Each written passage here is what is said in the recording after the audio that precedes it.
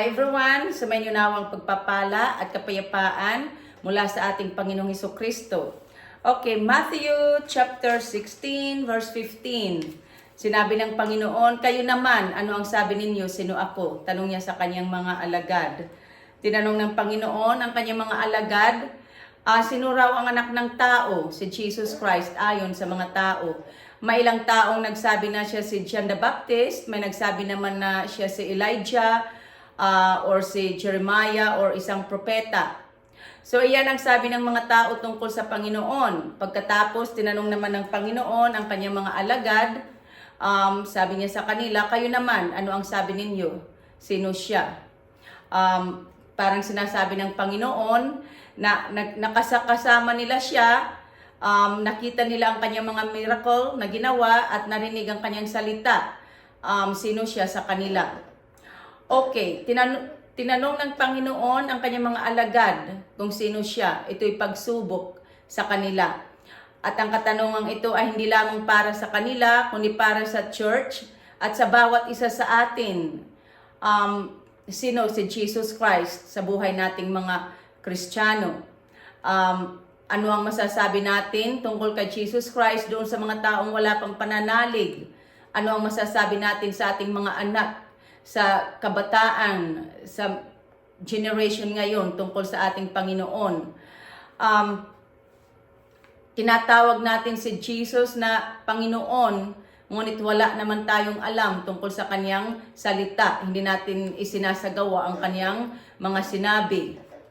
Sa Biblia, sinasabi sa atin na tayong mga nananalig dapat ay laging handa sa pagsagot sa mga katanungan tungkol kay Jesus Christ doon sa mga taong wala pang pananalig.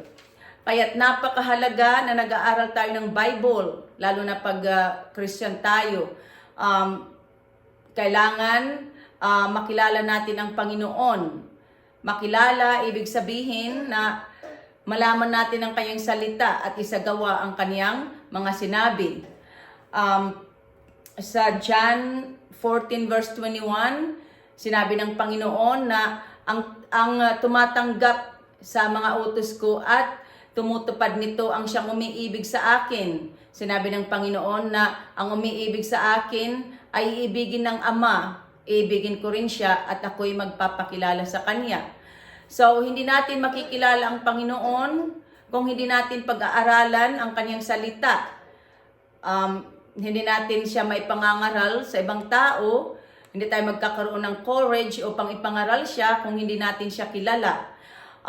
To know Jesus is to know His Word and to abide in His Word. Sa panahon ngayon, ang daming disaster, mga kaguluhan, wars at mga salot ang nangyayari sa mundo. This is the time that tayong nananalig, we should rise up and show our faith. This is the time that we should share Jesus to the world. To tell people that Jesus loves us. That Jesus teaches us not to hate, but to love one another. Tell your children, your family, your neighbors, and your friends who Jesus is. Sa Biblia, sinasabi na si Jesus ang Kristo.